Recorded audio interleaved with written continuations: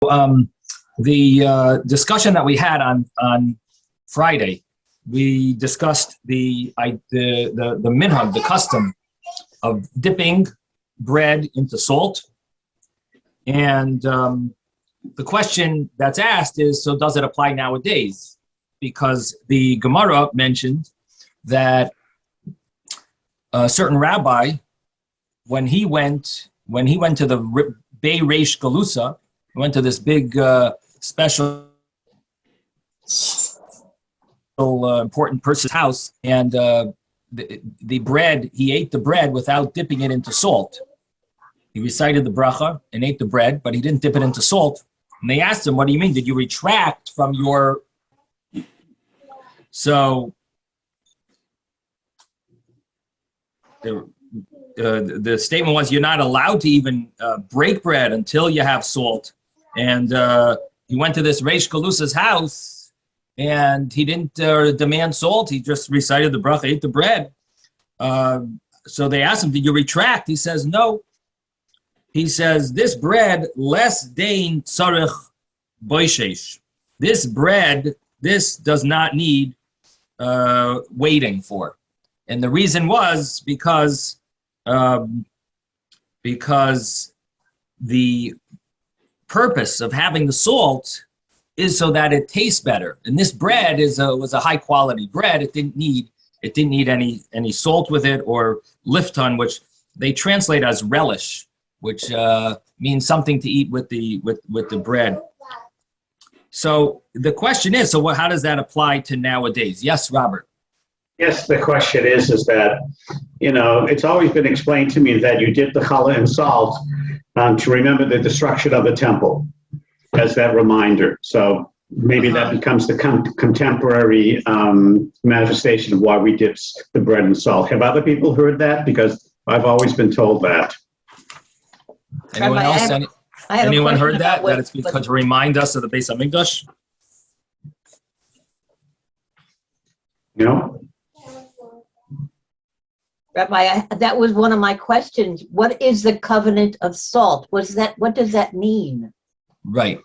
That's a good question. What is the covenant of salt? So,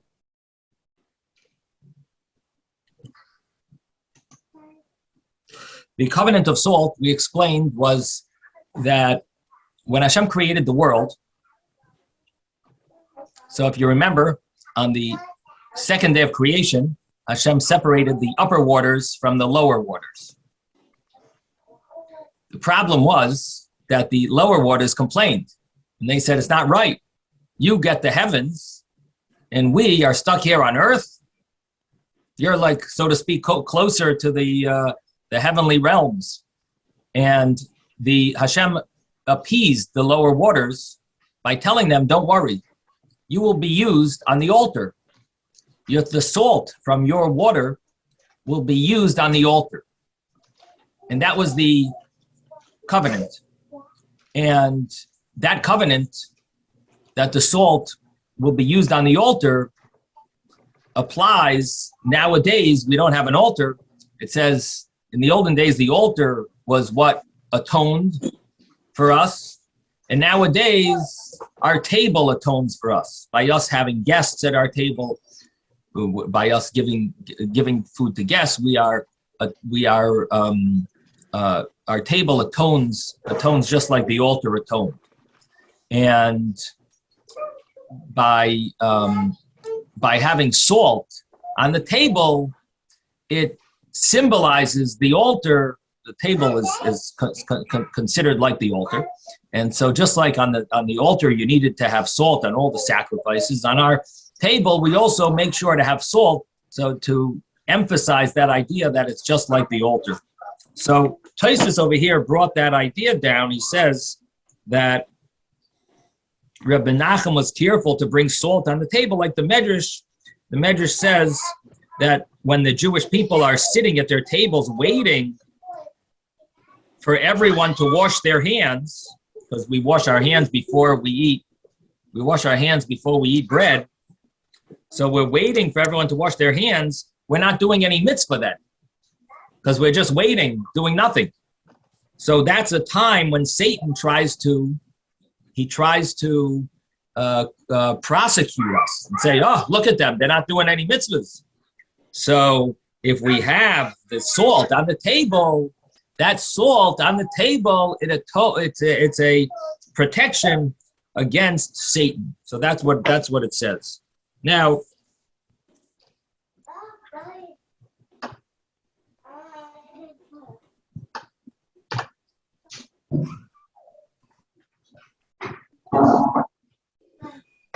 that is the understanding of Tosfos, and it's interesting the word that Tosfos uses, the word that the Gemara uses, les dein tzarech boishesh, is this week's parsha. Vayar ha'am ki boishesh Moshe. I think it's this week's parsha. That the nation saw that Moshe was tarrying, was waiting, was not coming. So boishesh, les dein tzarech boishesh. This bread doesn't need to be. You don't need to wait for the salt. So that was the conclusion. However, the point is that that's according to the letter of the law. And Tosfos added in that really it is appropriate to have salt because of this element of the mizbeach, the altar, and protection, that we should have protection. And according to this, you should at least have salt on the table. But it's brought down that Kabbalistically, we should even dip the bread in the salt 3 times. So that's why even nowadays we do bring salt to the table and we dip it into salt 3 times. Now I want to mention that this whole discussion of our Gemara about interrupting our bracha, you said the Hamoitzi Lechem in Haaretz blessing, and you stopped before you ate, and you told the hostess to bring some salt, or you told someone to bring salt, or the other examples was you're telling your guests to go eat, take the bread that's blessed, or the other example is get the food, go feed the animals, make the food for the animals. So this is a interesting discussion because there are certain ramifications, certain laws that this applies to. Like we think we're so sure of certain halachas, but we'll be surprised when you start looking things up. You see certain things actually are very surprising. One of them is that there is a custom on Rosh Hashanah to dip the apple in honey and eat it right at the beginning of the meal. Right at the beginning of the meal, you dip the apple in honey on Rosh Hashanah and you eat it. Now, you recite a certain prayer called Yehi Ratzain. Yehi Ratzain, may it be your will, Hashem, that we should have a Shana Toiva Umasuka, we should have a good year and a sweet year. Now, that recital, there's 2 opinions when it should be recited. One opinion is that you recite that after you say the bracha Boirei Pri Ha'etz, after you say the blessing on the apple, you say Yehi Ratzain, and then you eat the apple.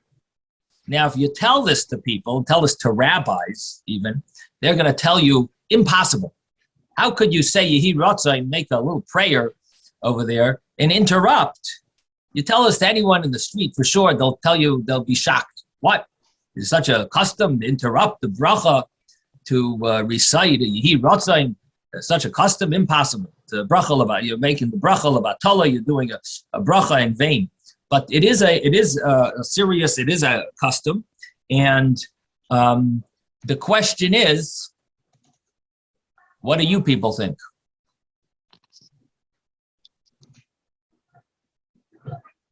Would that be appropriate to say Yehi Ratzain in between the blessing and eating the apple?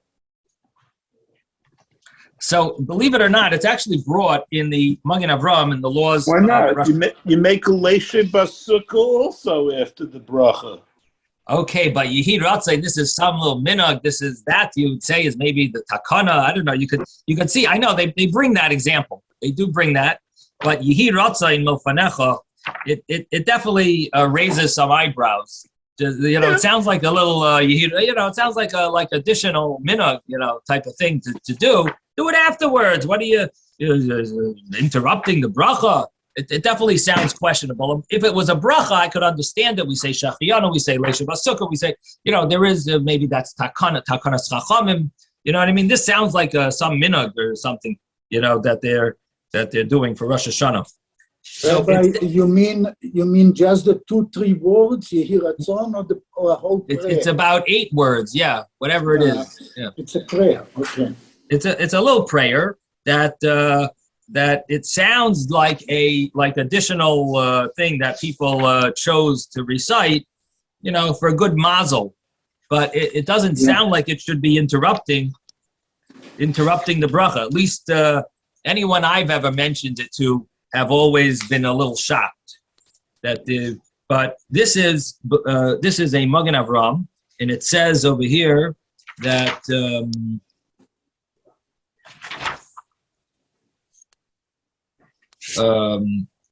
he says that the Shulchan Aruch mentions this in the Ramah. He says some have a custom to eat an apple sweetened with honey, and they say to schadish aleinu shana masuka, renew us a sweet year, and so is the minhag. And the Magen Avram says it sounds like you eat it first, and afterwards you should say this in order not to be mafsik, in order not to make an interruption. And like it says in the laws of breaking bread. In the Machzor Maglei Tzedek, which is a probably hard to find book, it's not such a popular book, it's Maglei Tzedek, it writes over there that you should say it first and then eat. That means you should interrupt your bracha with this prayer, this personal prayer, and then eat it. In the Tzarech Loimar, you must say that he holds it's not called an interruption. And similarly, the Bach writes this in Siman Taf Reish Hey in the name of the Tashbates, when you say Zeh Chalifasi, which is Taf Reish Hey, and for Yom Kippur, when you say the Kaparas, that they would do a Shchita, they would say Zeh Kaparasi after the Shchita. Unbelievable. They would say the kaparas. I don't know if all of you are familiar with kaparas. Kaparas is a minhag. It's a custom that you wave either chicken over you, or coins, or fish, and you say a certain prayer that this should be in place of me. And so they would recite that little prayer in between the bracha of shchita, of slaughtering, and the reason is because it's called a tzoyrech shchita. And the same thing is with sukkah. This is the example that Isaac just gave. Within the sukkah, you say between the bracha of hamaitzi, you say a bracha over there. Mevarchen. Nevertheless, the Magen Avram ends l'chatchila. It seems to me l'chatchila preferably you should eat first because it's not such a tzayrech kol kach it's not such a necessity, and also even if it is a necessity, it's preferable not to make an interruption. So the Magen Avram says better not to do this, but there are definitely some sources to do it, and some have a minhag to do this, that you recite the Yehi Ratzon before the bracha, and this is it's based on our Gemara. What's our Gemara say? Our Gemara says that you have to feed the animals, and you say get salt, and you tell your guests to eat, even though you didn't eat. You could eat first, but you tell them take some bread. So what we see here is something that for tzayrech is not a hefsek. And here it seems like there's a minhag. This is a accepted minhag that person should recite this bracha. Now it's something that raises eyebrows, I'll tell you that. But I know people wrote letters. There's some letter that they wrote to the Rebbe. How could you do such a thing? And the Rebbe, has a letter where he explains this minhag. Yes, yes, On Ben. Hanukkah, we say 3 blessings and lighting a candle. Do we interrupt the first and second, or what? If you say So- 3 blessings on the candle. So I'm not sure when it comes to blessings, again, with brachas, if it's a bracha that you're interrupting with, it seems like that's a takanas chachamim. Yeah, I'm surprised a little that the Ramah even brings that, because that would seem like it's a takana that you do it. But I guess what the Magen Avram is explaining, I guess the proof from there is the fact that you could do that afterwards. Maybe that's his proof. By Sukkah, you could really recite the Leishev Basukkah later. There's no need to really recite it now. Take a little sip of the wine or of the challah, eat a little challah, and you could recite it afterwards. The fact that the Chachamim established that law, to do it here, that's what's surprising. Why should you say Leisha Basukkah now? Do it in a minute from now. Eat a little and then do it. And that's in fact what a lot of people do. That's what the Mishnah Berurah says that you should do for Rosh Hashanah. Eat a little of the apple and then say the bracha. That's but you see that this is acceptable because that's how the rabbis established it there, and therefore here also this is the minhag, but it still deserves explanation. Why should we specifically interrupt the bracha? Why can't you just wait a minute, eat a little of the apple, say the bracha, eat a drop, and then you could say your Yehi Ratzon, may it be, make you do your mazel, should be good mazel this year, should have a Shana Tova. You could do your special minhagim after. Why do we have to do it this way? In fact, it is a Lubavitch minhag, I should mention, that you interrupt the bracha. It's actually done in Lubavitch this way, based on these sources. It seems like pretty solid sources over here. But the common way in the world is not to follow this. They're following more the Magen Avram. Yes, Susan. When you say interrupt, do you actually mean out loud? You interrupt, or It doesn't matter if you say it loud or soft. It's the same thing. That's considered an interruption between the bracha and eating. Yeah.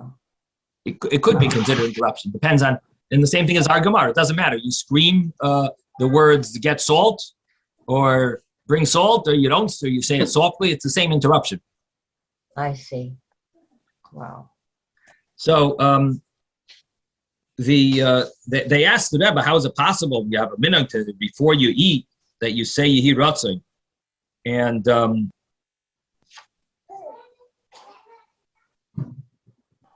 And he says, first of all, according to all opinions, the Magen Avram clearly says that lechatchila you should do it the other way, implying that b'diavad, if you did it this way, for sure it's okay. You don't have to repeat the bracha. So according to all opinions, it's not the end of the world. Even if even according to the other view that you should first take a bite and then say Yehi Ratzon. But if you didn't do it that way, you don't have to repeat the bracha. It's pretty clear. It's pretty very implied that from all sources in the back of the Shulchan Aruch. That way, there's an Eshel Avram that says the same thing. Anyway, so that's number one. That's for sure not the end of the world if you did it. It's sure you don't have to repeat the bracha. But this is a minhag, and it's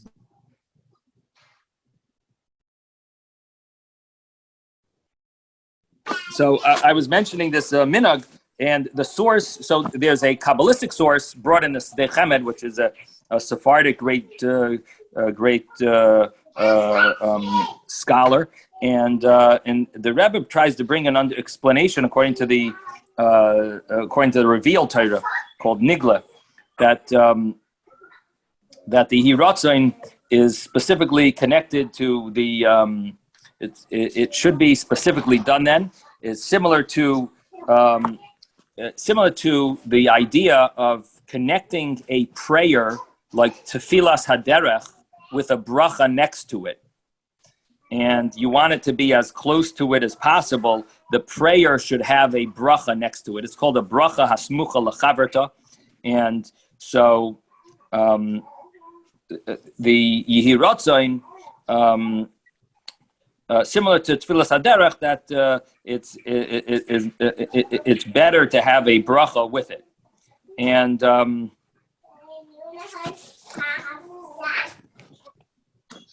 especially to the bracha on the apple, on the sweet apple, which is supposed to be a siman, it's supposed to be a symbolism to the bakasha, to the request of the hiratzon, should add some strength to it, to this prayer for a good year. And of course, we aren't able to add a bracha to it, but nevertheless, the Ga'inim, and we can't add a bracha that the Ga'inim didn't establish, and that's not mentioned in the Gemara. Nevertheless, they put the Hiratzi next to it, so it'll be similar. It'll have a similar strength like the bracha, and this is like the only option. Additionally, it says that the whole idea is supposed to be a siman toiv. It's supposed to be a good mazel, bring good luck. So you want to be extra careful that we shouldn't do anything. We should do it right away. So the idea is that it should be done immediately. So therefore, there's such an inyan to have the Yehiratzin right away with the bracha. So that's the reason, at least according to Nigla. Especially because you want to be so exact and precise during these Yumei Din, and we want to be blessed with a good year. So that explains a little the minhag, and based on our Gemara, it's not so surprising because we see in our Gemara this idea that even though theoretically you could get away without doing the like, for example, you don't have to give the guests first, but because you did it, it's considered acceptable, and the same thing. Now, the question, really, this leads us to another question, and this leads us to a question of feeding the animals. Feeding the animals, is it possible that you would be allowed to take a bite before feeding them if you're just tasting the food, you're just taking a little drop? If you're just taking a little taste, is that a problem? Because this way you can get around these issues if you take a little taste of it and then afterwards feed the animals. So our Gemara, what's interesting is our Gemara says that Rav Yehuda says in the name of Rav, it's prohibited for a person to eat before he gives his animals. Now, when it says eat, it implies maybe eating a kazayas, eating the size of an olive. But if you eat less than that, like just tasting, or eating could also mean like a little more than an egg size, depending on the where it's mentioned. But the eating a small amount, tiny amount, might be permissible according to the wording that's in our Gemara. And it's prohibited to eat. It's like a meal or eating, or at least an olive size. But if you eat less, then maybe it's okay. You can take a little taste, a little snack or something before you feed the animals. And according to that, what our Gemara is saying is that even though you really could get around this problem by, you said the bracha hamaitzi, take a little crumb of bread, eat it, and then tell your worker to go and go feed the animals. You could get around it, and yet we see that you didn't do it that way. It's still acceptable, and your interruption is not considered a major interruption. You don't have to repeat the bracha. Now, the reason why I say this is interesting is because there is a Gemara in Gittin that says the same, that brings the same statement, but there it says it's usher for a person litoim sheyitoim klum. Person's not allowed to taste anything until he gives food to his animal. He's not allowed to taste anything until he gives food to his animal. According to that, this is like a prohibition that you're not allowed to do it otherwise, that you need to interrupt your bracha because you're not even allowed to taste anything before you feed the animal. And according to the way it's written here, it would imply like, it's not like you have an alternative option. You must feed the animal. There's no way around it.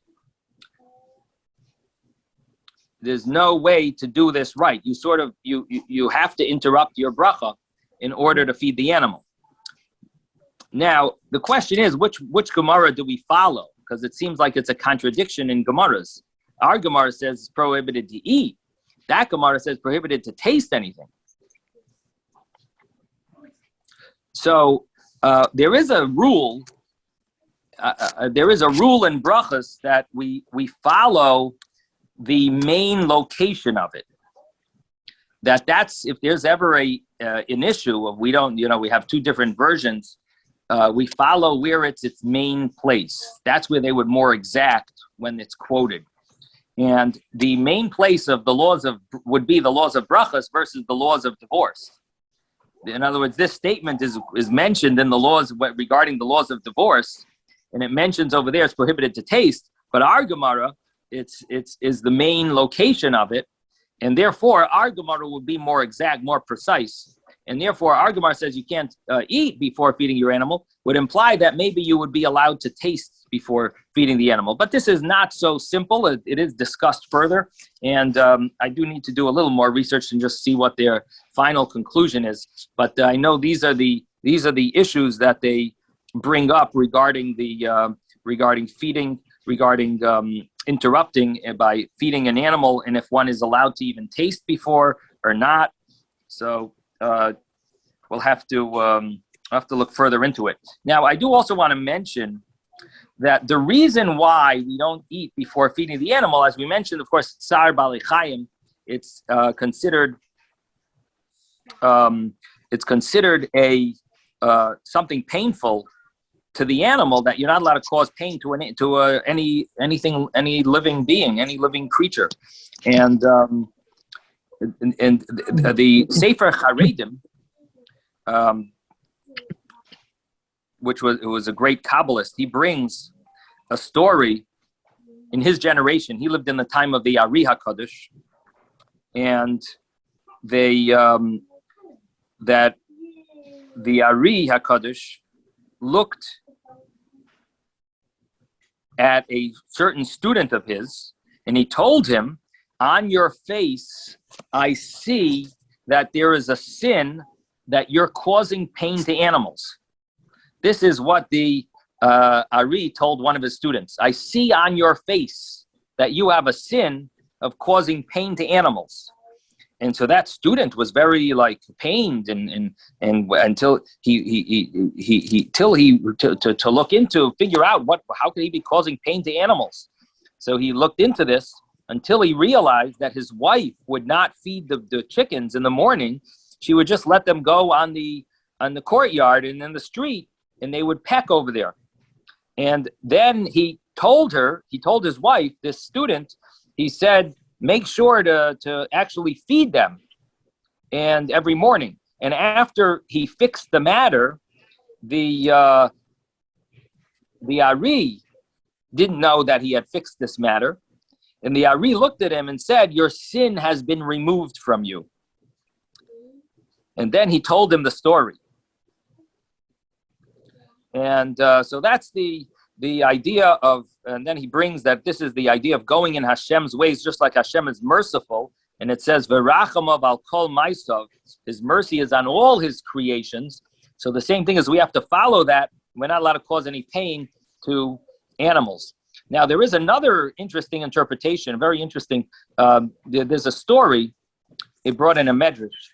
And this is also very interesting, that the medrash says, it's a medrash in Parshas Noach. The medrash says over there that there's a story with Alexander the Great. Alexander once traveled to the king of, in the Hebrew it's called Katsya. Not exactly sure what country that is, but he traveled to this country, and it was behind the dark mountains. Is that a place spoken about? Dark mountains? The Black Mountains? Is there some place called the Black Mountains? Dark mountains? Anyway, in the Hebrew it's called Harei Choshech. So he traveled there, and they brought out these this special golden stuff in front of him, and he said, I didn't come here for your money. I came here to see how you judge your cases. So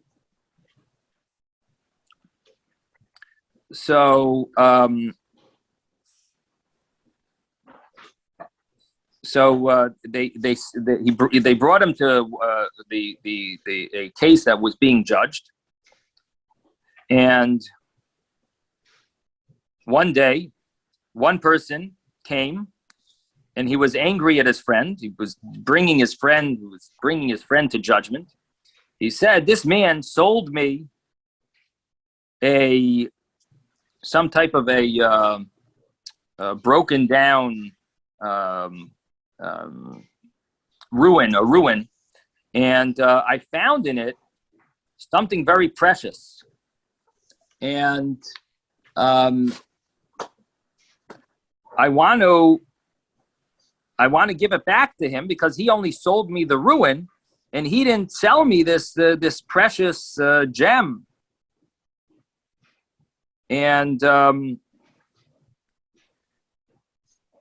the other man claimed that I sold you everything, whatever was in it. I sold you the ruin. I sold you the ruin, and whatever's in it, I sold you. So they were fighting who should get the precious gem or precious treasure. Maybe it was a treasure box, and seems like a quite expensive, very precious, very expensive thing he found. So the judge says, he said to one of them, "Do you have a son?" He says, "Yes." He told the other one, "Do you have a daughter?" And he said, "Yes." So he says, "Look, let them get married, and let this be their money for both of them." So he looked at Alexander the Great. The judge looked at the king. He looked at Alexander the Great. He saw that he was shocked. He says, "Didn't I judge good?" He says, "No way. If this would have been by me," he says, if this would have been by you, how would they have judged it? So I he would have said, thrown the whole thing out. "No, much better, or much worse.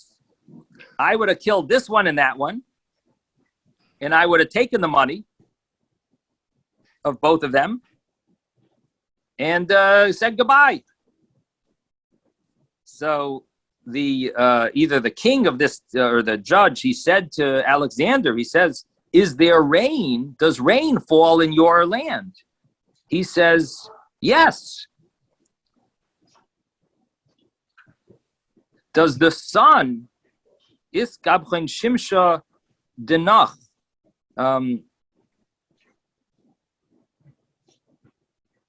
So he says, "Does the sun rest in your land?" He says, "Yes."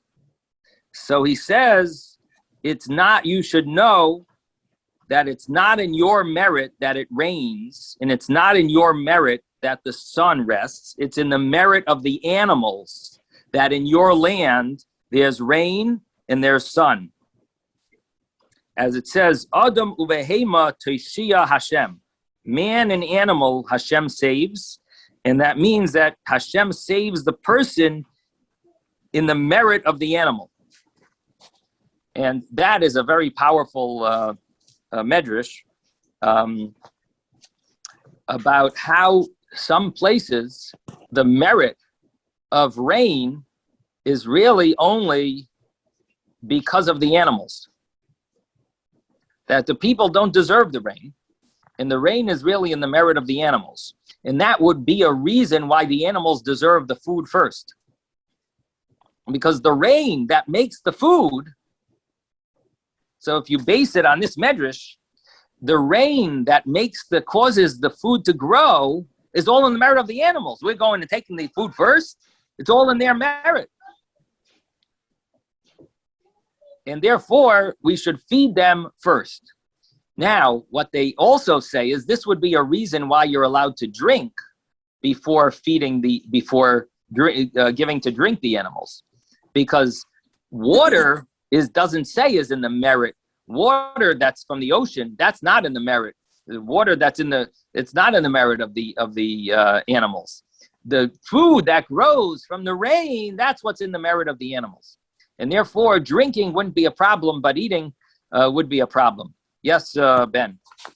I wanted to say in the Vayayin Shamoa in the morning, we say that God will give the rain in time, and then he tells us that we can collect our food, but then he says, and then I'll give grass to grow first, and then he tells you, Ve'achalta v'savata.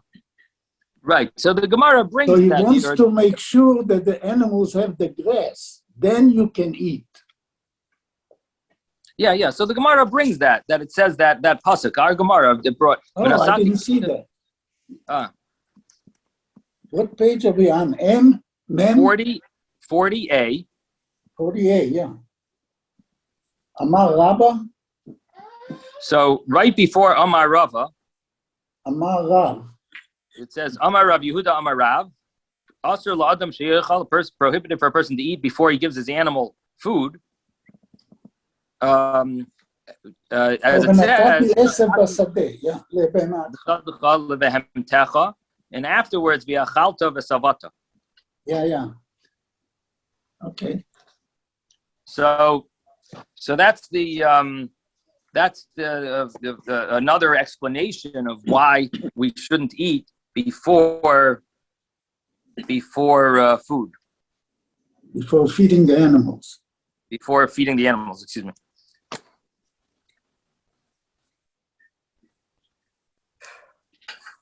Okay, let's continue in the Gemara. Let's look at where we are over here, page 40a.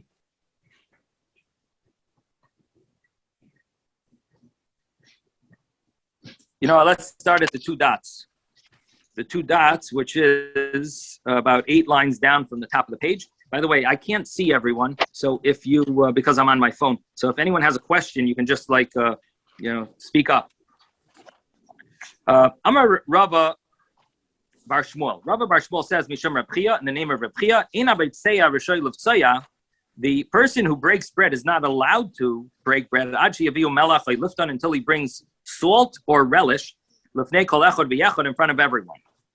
Rava Bar Shmuel, Iklu Levei Reish Galusa. Rava, the son of Shmuel, went to the house of Reish Galusa, the head of the Reish Hagoyla, like the head of the exiled Jews, and it seems over here that it's referring more to a political leader, the head of the political leaders, although it's unclear if he was like a scholar or not. I would have assumed yes, but I don't see it here. I don't know if the Art Scroll or if they explain the Reish Galusa or the Koran. Any of you have the Art Scroll or the Koran that says it explains Reish? I always understood it to mean like more of a scholar, the Reish Galusa. The Koran doesn't say anything. Politics. It doesn't mean the Morad Asra. No, it was a political thing to interact with the Romans. Like the president of Israel. He's not really the president. No, in exile. It's like, what's in any his event, name? well, I mean, The there were Iranian times, guy who was in exile. There were times that the leaders were like, great people, like Gedalia ben Achikam, but maybe maybe it had nothing to do with that. It was simply a political figure. Okay, so anyway, Rabba went to his house. Apigole Rifta, they brought him bread. Uvatza lahedya, and he broke bread immediately. He didn't wait for salt or relish. And Amrulay Hadar Mamish Maitzah. So they told him, did you retract from what you what you said, because you had said earlier in the name of Reb Chia that you're not allowed to break bread without the salt or the relish. So he says that less amar lahu, less dain tzarich boishesh. This bread does not need waiting for, and it's good bread. It's special. It's not necessary to have the salt. And that we have the other. We spoke about this at length about the custom that we still do it. We still dip it in salt, and in between the hamaitzi, the bracha, and eating it, we actually dip it in salt, and that is the tradition. Even though our bread probably doesn't need the salt, but there are Kabbalistic reasons, and there's also based on the medrash of the salt, that having the salt on the table is important, dipping it in as well. So then the Gemara continues, and it tells us another statement from Rava Bar Shmuel. Rava Bar Shmuel mishum Reb Chia. Rava Bar Shmuel said, yes. I'm sorry. The fact that it doesn't say that he washed his hands, is that self-understood before he ate? Yeah, I don't think that's because it's not important. We're not dealing with that. Okay.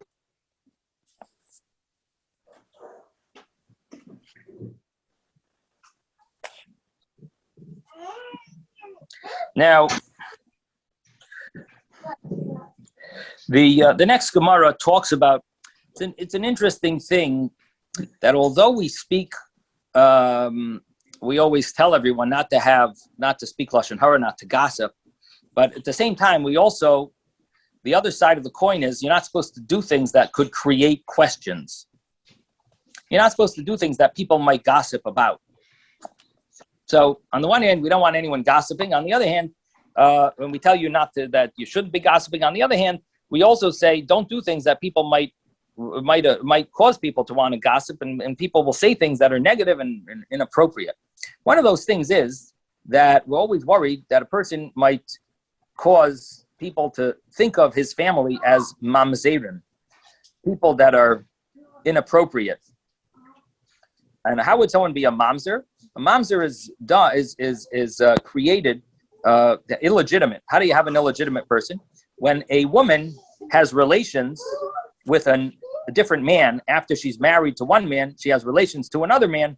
The child is a mamzer, is illegitimate child. Now, the reason why people would say things like that is if they know that the man can't have kids. So if they know that this man can't have kids, it would cause people to start saying gossiping that this woman must be having relations with someone else, and that's how they're having children. Now, why would someone think that a man can't have kids? So one of the things is, at least in the olden days, this was, I guess, if their garment is wet with urine, so it's probably because they don't have a stream. And if they don't have a stream, then maybe they can't have kids either. And people might say that the children are mamzers, and that would be a very negative thing to say about people. So Rava Bar Shmuel says, in the name of Reb Chia, he says, Ein mei raglayim kolin. We're back in the Gemara. Rava Bar Shmuel says, in the name of Reb Chia, Ein mei raglayim kolin ela b'yeshiva. Urine only is completely taken from the body only when a person is completely removed from the body. Only when a person sits. When a person stands, he doesn't end up emptying fully his bladder. And Amar Rav Kahana uva offer tichuach afilu ba'amida. How Rav Kahana says, however, if you're next to earth that is soft, that will absorb the urine, then even if a person stands, there's not going to be these. There's not going to be little spritz that will, because a person will empty himself completely. And in other words, when a person stands, normally he's nervous that it'll spritz on him, and therefore he doesn't completely empty his bladder. And when a person sits, he can completely empty his bladder. He's not afraid of the spritz going on his clothing. Now, Rav Kana says that if a person stands, it's not, as long as there's afar tichuach, if there's a type of earth that's absorbent, it'll absorb it, then it's not a problem. The ileka afar tichuach, and if a person doesn't have that type of earth under him, so, and he can't sit either, so yamai b'makam gavaya v'yashtin l'makam midrain, he should stand in a high place that's near a slope, and so that the urine won't spritz on his clothing, and this way, number one, all the urine he'll empty his bladder, and number two, the most important thing is that it won't spritz on his clothing, and he will people won't say things about him that maybe he doesn't have a normal stream, and his wife might be having relations with someone else, and the children are mamzerim. So that's a halacha that a person should know regarding urinating. Okay, and in order to save people from the lashon hara and save his family from having such a bad name about them.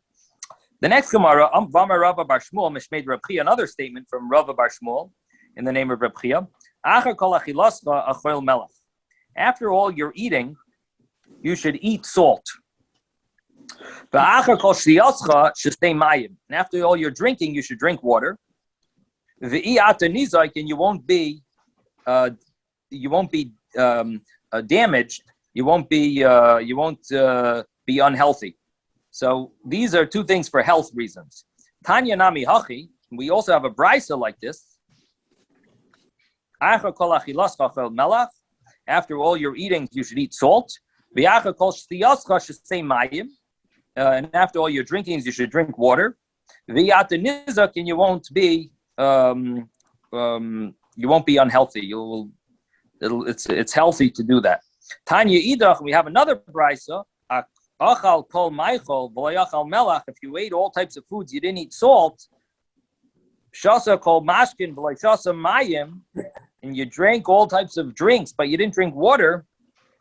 By yoim, and during the day, yidag min reach hapeh, you should be worried about a bad odor coming from your mouth. V'balayla yidag b'pnei askara, and at night you should be worried about askara, which is some type of a stomach sickness, and it starts in the intestines, and it continues and it ends in the mouth, and this is considered one of the most painful, or the most painful death is askara. So the Gemara is giving us some medical advice, at least at that time, that person should know that these are important things for health. The salt and water. Rabbi, that translates it as diphtheria. Thank you. Okay, I don't know what that is, but yeah. Is that a common sickness nowadays? No, because everybody, including you, has gotten a vaccine when you were born or baby for diphtheria, whooping cough, and polio. Okay. That's that mark on everybody's arm. They had that little round mark around, you know what I'm talking about?